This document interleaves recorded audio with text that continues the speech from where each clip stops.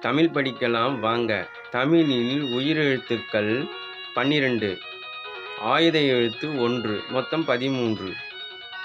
இவ்வகையான அமைப்புகளை ஏற்படுத்தி மனதிலே பதிவதற்காக உச்சரிப்புடன் எழுத்து வடிவங்களை காண்போம். தமிழ் எழுத்தில் முதல் எழுத்து ஆ. ஆ, ஆ, இ, ஈ, உ, ஊ, எ, ஏ, ஐ, ஓ, ஓ, ஔ. ஆயுத எழுத்து 1 அக்கு. மொத்தம் 13.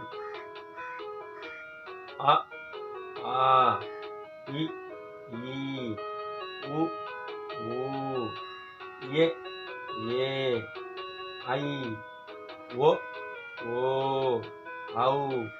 அக்கு.